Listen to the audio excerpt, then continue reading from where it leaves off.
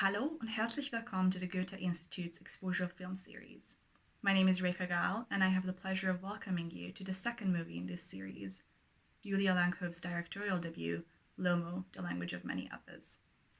Lomo explores themes of agency and responsibility, and it does so by giving the well-known genre of a coming-of-age story a sort of contemporary touch, by exploring what it means for teenagers who are distrustful of their offline world to try to find meaning online through exposure on social media.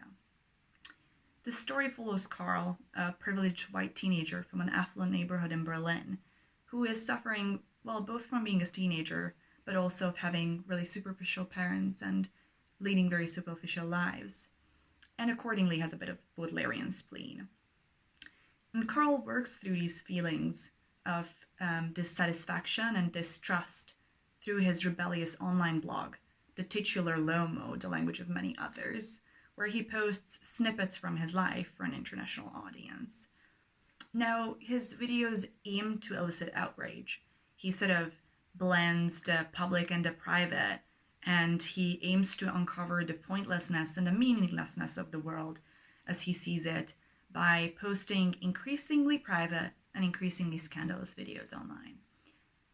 But the movie also does something very interesting, something that I think could be understood as a poetic exploration or a personification of German media theorist Friedrich Kittler's understanding of media technologies as structuring human existence.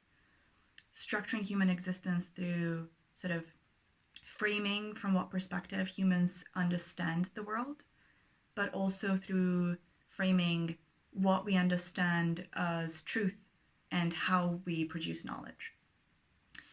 Carl is used to having agency over what gets posted online. He is usually the one who decides what gets shared from his private life, and he deprives others of giving consent for the sharing of this information.